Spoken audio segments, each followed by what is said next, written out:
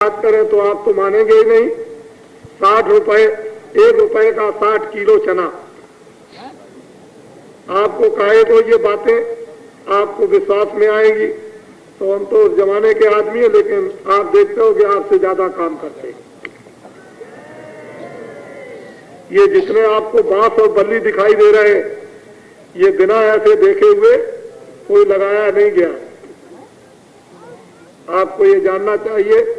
और फिर कोई कागज पर कोई चीज नक्शा नहीं, ये सब बिना नक्शे के, लेकिन सब विधि विधान के साथ जो भी कार्य हुआ वो एक एक कार्य आप विधि विधान के साथ देखें, पर कागज के ऊपर में इसका कोई नक्शा नहीं है।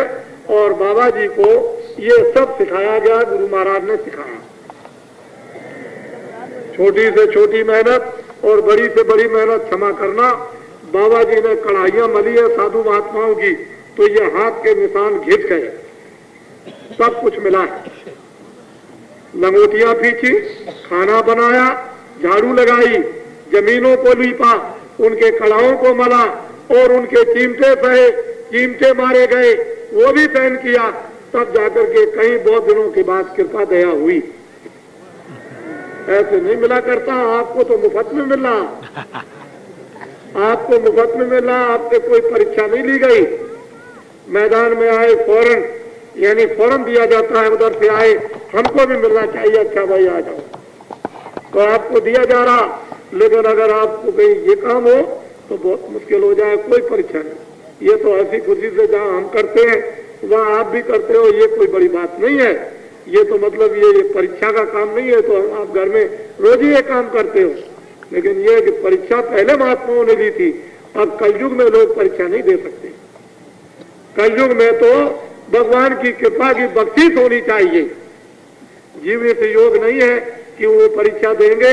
वो तो कलयुग में यानी ये विधान पास करा लिया गया है कि आप कोई परीक्षा नहीं। क्यों? उसका मतलब कुछ था। उस परीक्षा के संबंध में महात्माओं ने ये बताया। पंजाब में एक महात्मा रहते थे, उनके यहाँ वो सेवा किया करते थे। उनके शिष्य वो गृहस्थ आश्रम में रहते थे, 12 बरस तक सेवा करते रहे। उनके लड़के भी बड़े हो गए और उनके सेवक भी आश्रम में खूब सेवा करते थे। एक दिन बारिश हो रही थी, अपने बच्चों के साथ महात्मा जी घूमने गए। एक बोझा लाद करके उधर से आ रहा था सिर पर किसान, तो पानी बरस रहा था।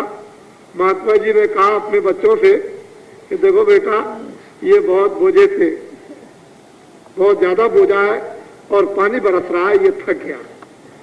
ऐसा करो कि तुम इस बोझे को ले लो और वहां तक इसको मेरे कहने से डाल आओ।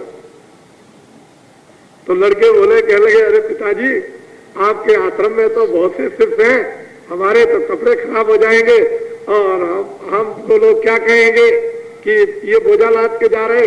तो पिताजी, ये बोझा किसी और को जो आपके आश्रम में शिष्य है उनको दे दीजिए। उन्होंने बुलाया कि चलो चलो बच्चे इधर आओ। वो दौड़ करके आए कि सरकार हुक्म। कहने लगे, देखो बेटा, ये किसान थक गया है, इस बोझे को उठाओ। कहने लगे, हुक्म। बस फौरन बोझा लिया और उस किसान के घर पर पहुंचाया। जब घर पर पहुंचा दिया, लौट करके जब आए तो लोगों ने पूछा कि महाराज, इस गद्दी का मालिक कौन होगा?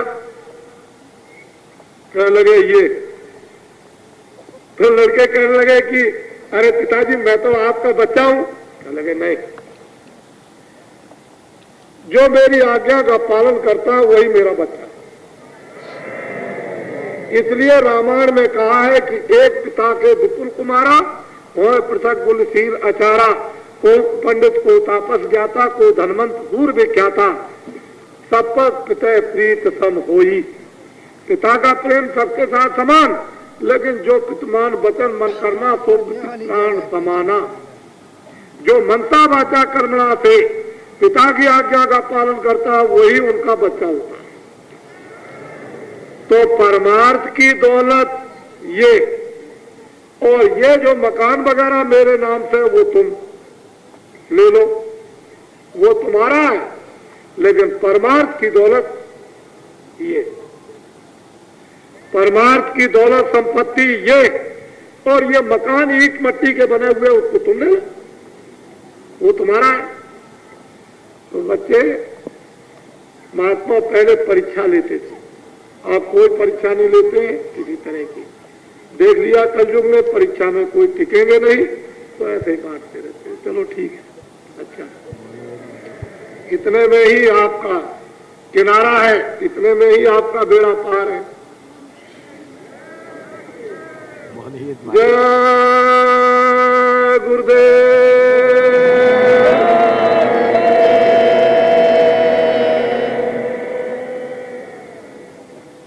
जितना इस समय पर नर नारी बच्चे बच्चियां यहाँ पर सामने हैं, इससे कितने गुना तो ज्यादा अपने अपने बैठे हुए, जहां उनके डेरे पड़े। ये आप समझ सकते हो, जो सामने बैठे हैं ये कितने होंगे? बहुत मुश्किल से आपके ख्याल में 500।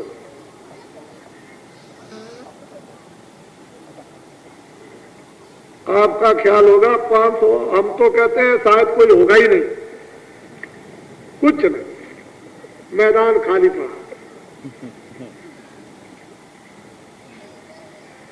जरा आवाज जोर से लगाना, जय।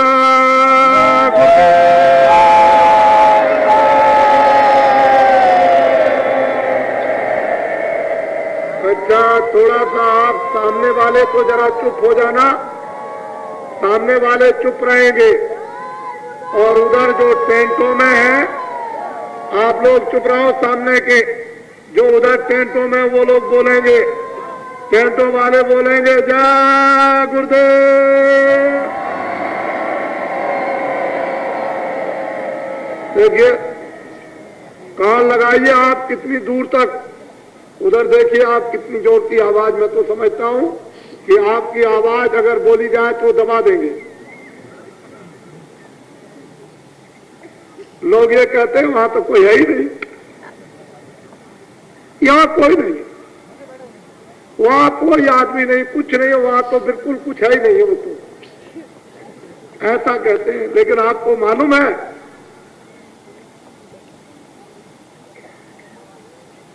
जय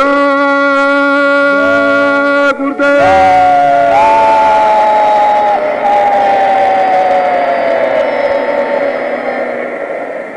आपको पता है कि वहां पर शंकर जी का नाच हो रहा। आप तो देखेंगे कि भाई हमको दिखाई नहीं देता है, पर जो स्वप्न दिया है वो नाच रहे। आपको मालूम है कैसा नाच होता है? कभी इतिहास आपने पढ़े हैं? फिर पढ़ो, तब आपको ज्ञान होगा। और ये जो यहाँ पर कार्यक्रम हो रहा है उसको सब लोग लिखें, प्रेमी जन सब चीज लिखें, क्या क्या हो रहा है यहाँ पर, कैसे कैसे आए, कहाँ कहाँ से आए, किस किस भाव में आए, क्या बना हुआ, कैसे बैठे हुए हैं, क्या खाते हैं, क्या ले आते हैं, मुठरी गठरी जमीन पर पड़े हैं, कहाँ पर पड़े हैं, क्या इंतजाम है, ये सब की एक पुस्तक बना डालो।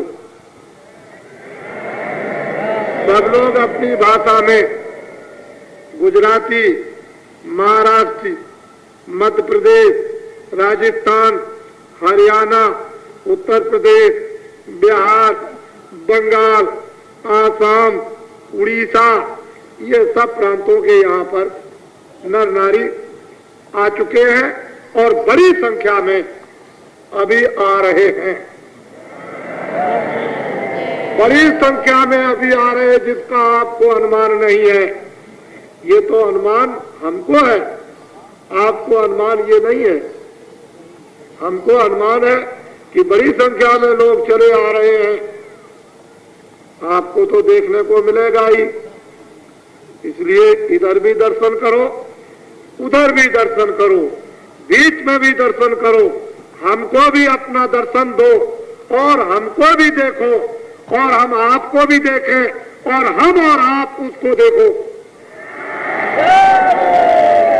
देखो देखिए ये काशी अयोध्या